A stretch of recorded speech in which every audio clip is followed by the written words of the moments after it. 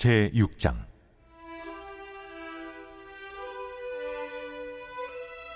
너희는 여호와의 말씀을 들을지어다. 너는 일어나서 산을 향하여 변론하여 작은 산들이 내 목소리를 듣게 하라 하셨나니, 너희 산들과 땅의 견고한 지대들아, 너희는 여호와의 변론을 들으라. 여호와께서 자기 백성과 변론하시며 이스라엘과 변론하실 것이라.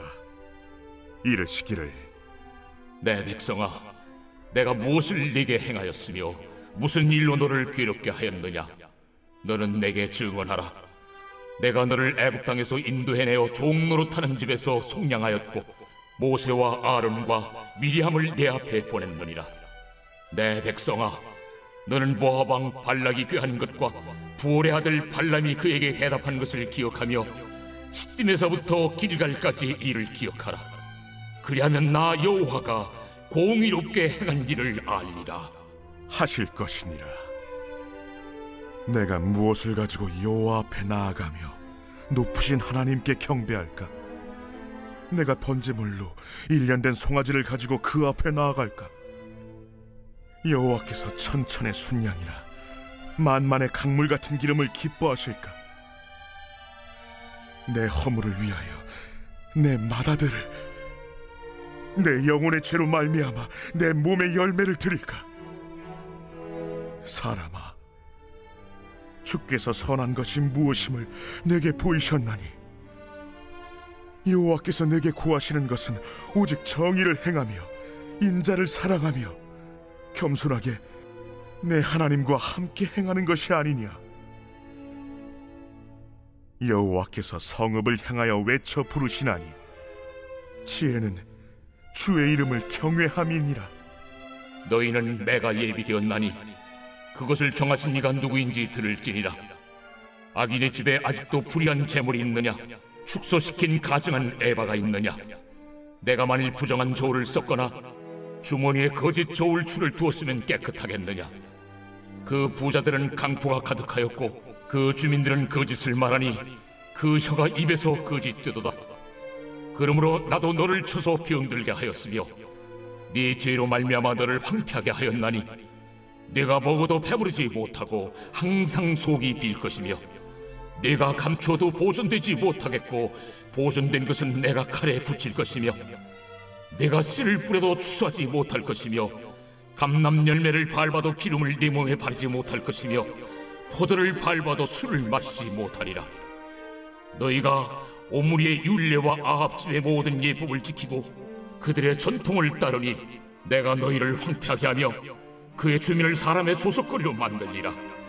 너희가 내 백성의 수욕을 담당하리라.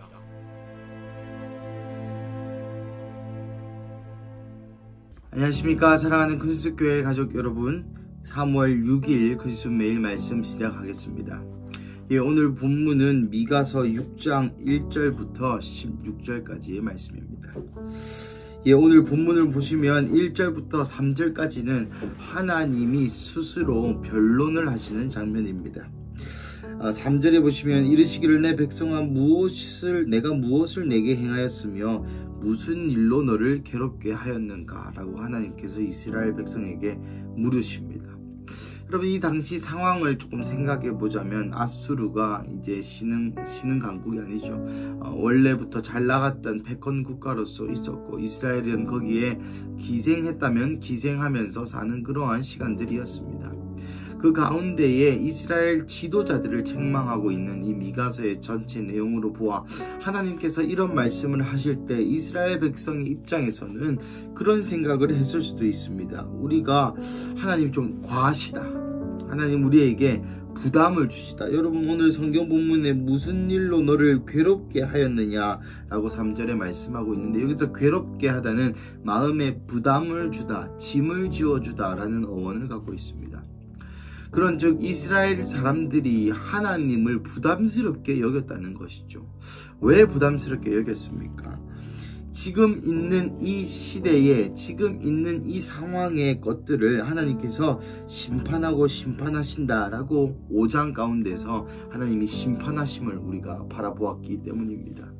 그러니 이스라엘 백성의 입장에서는 하나님 우리 뭐 그렇게 잘못한 것 같지도 않아 보이는데 세상 사람들 다 그렇게 살고 있는데 왜 우리에게만 이러시냐, 우리가 앗수르를 섬기는 것은 어쩔 수 없는 일이 아니냐라고 이야기하면서 우리 가운데 있는 이 5장 후반부에 나오는, 사실 어제 본문이었죠, 주일 본문 후반부에 나오는 이런 우상 숭배들과 이 세상의 풍조들이 어쩔 수 없는데 하나님 너무 안 봐주시는 것 아니냐 하는 그러한 생각을 이스라엘 백성들이 했었던 것 같습니다. 그래서 하나님이 스스로 변론하시는 거죠.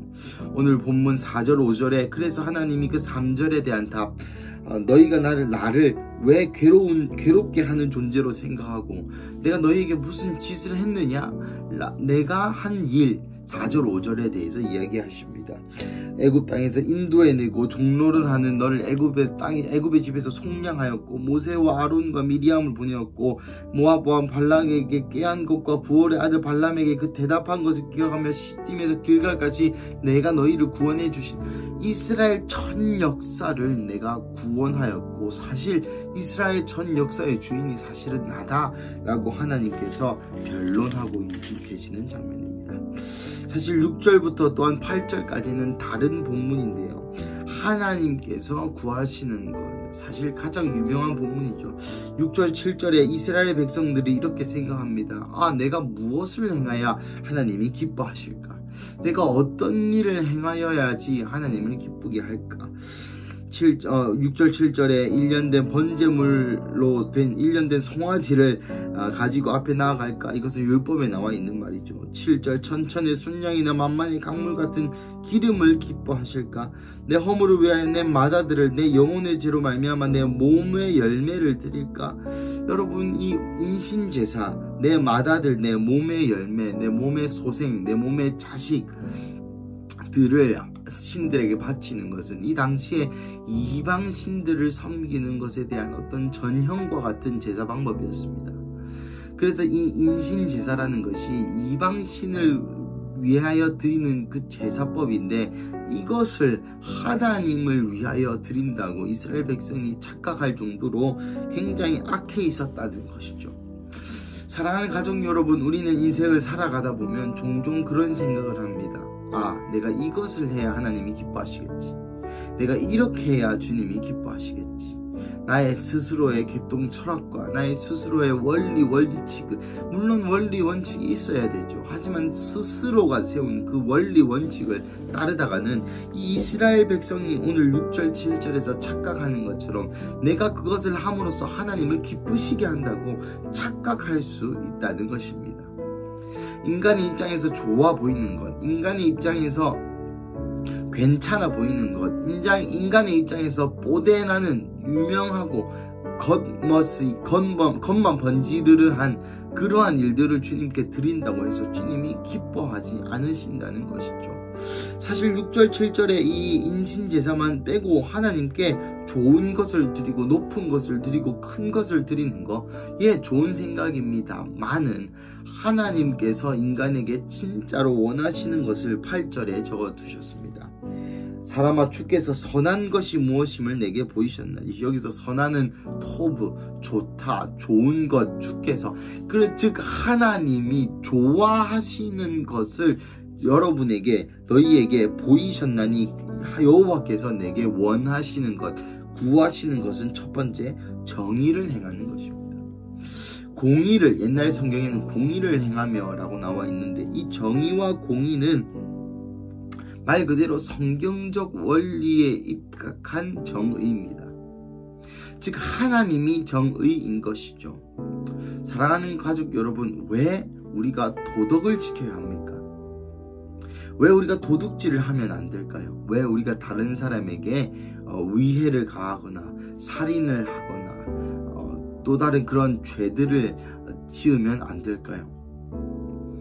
왜냐하면 하나님이 그렇게 명령하셨기 때문입니다. 사랑하는 가족 여러분, 우리는 세상의 도덕 기준을 따르는 자들이 아닙니다.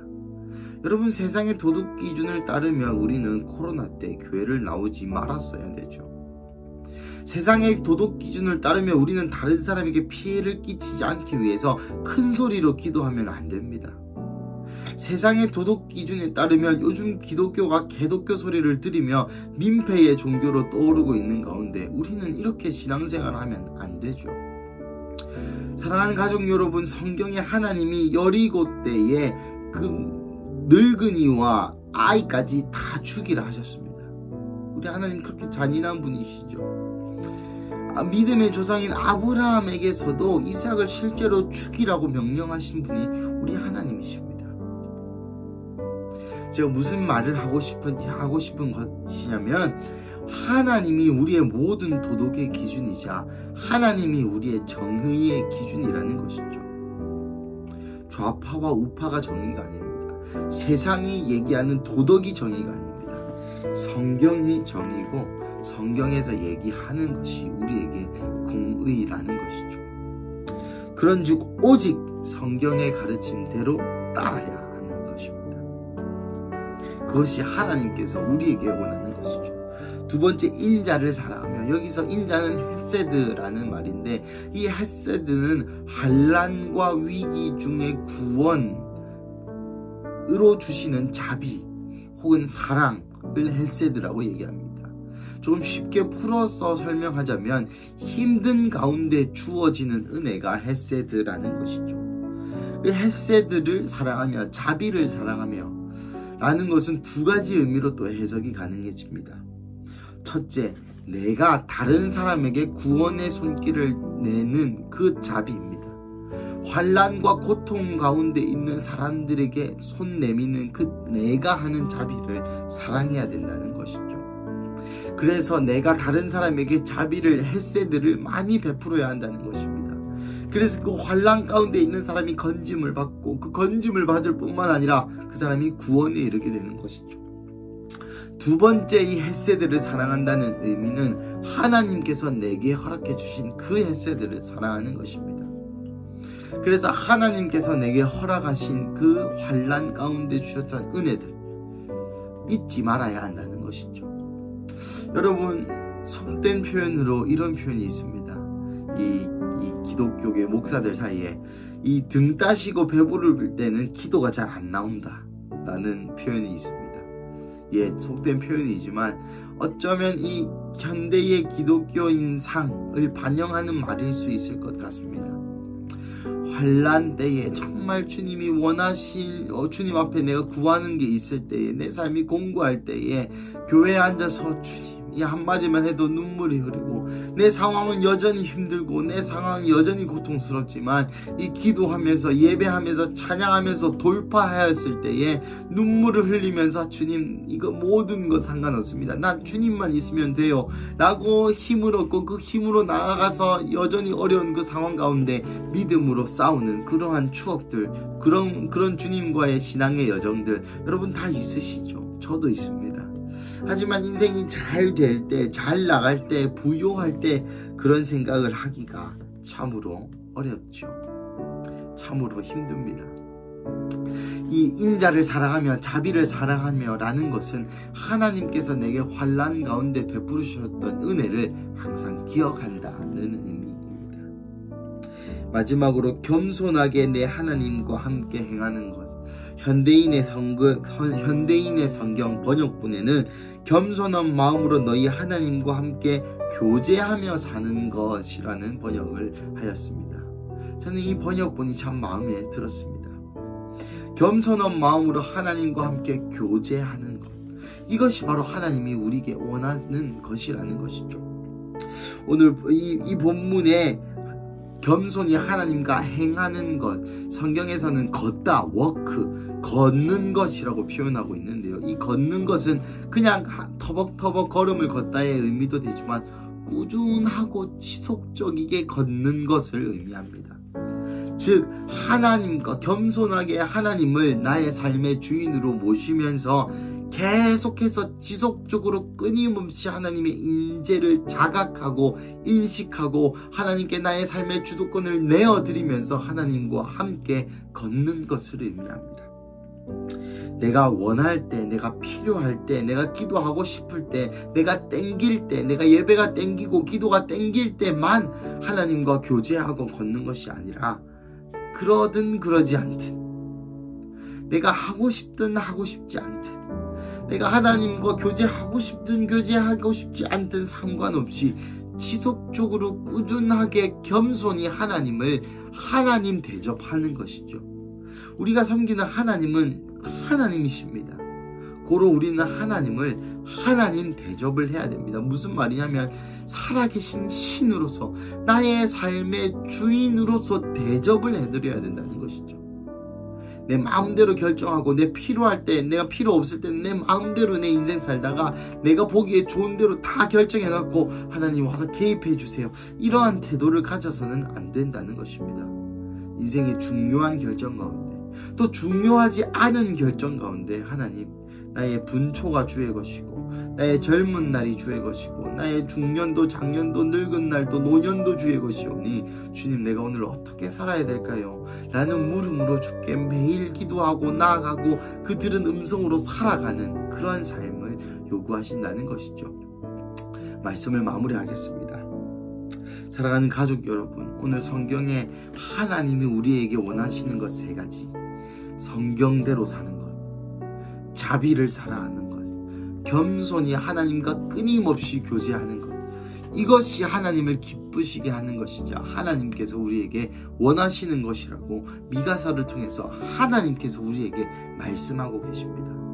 사랑하는 가족 여러분, 오늘 여러분의 삶 가운데 성경대로 따랐는지, 성경이 얘기하는 삶을 살고 있으신지, 두 번째, 자비를 사랑하는 마음, 하나님께서 내게 베푸신 그 자비를 기억하고 있는지, 어느새 하나님께서 그 은혜, 그 구원을 나에게 허락해 주셨음에도 불구하고 내 눈앞에 잠시 이런 작은 일이 일어났다고 불평불만하며, 내 눈앞에 잠시 이런 일이 일어났다고 그것을 외면하고 계시지 않는지, 그리고 하나님께서 우리에게 그 자비를 베풀어 주시는 그 자비를 또 다른 사람에게 흘려보내고 있는지, 오늘 삶 가운데 끊임없이 하나님과 교제하며 걸어가고 계신지 점검을 해보시고, 또 그렇게 살지 못하셨다면 오늘 하루만큼은 그렇게 살아보는 연습을 하시는 하루 되시기를 주님의 이름으로 축복합니다. 우리 함께 기도하시겠습니다. 사랑하는 하나님, 감사합니다. 오늘 미가서 6장 말씀을 통하여 주님께서 우리에게 원하시는 것이 무엇인지 알려주시니 감사합니다. 사실 이 모든 것들이 우리의 머릿속에는 아는 것이었지만 나의 삶에 실제로 이것이 맺어지지 못하였음을 주님 용서하여 주시옵소서. 하나님, 이제라도 눈을 들어 주님을 바라봅니다. 사랑하는 하나님, 오늘 이 미가서에서 배운 3가지, 정의를 행하고 성경 말씀대로 살아가고 자비를 사랑하는 마음으로 자비를 행함과 동시에 주께서 우리에게 주시는 그 자비를 기억하고 나아가 오늘 하루 하나님께 묻고 또 물어서 주님께서 하라고 하시는 일을 이루어 하나님을 영화롭게 하는 우리 큰수교회 가족 한 명 한 명 되게 하여 주시옵소서. 주님 감사합니다. 이 모든 말씀 살아계신 예수님의 이름으로 기도드립니다. 아멘.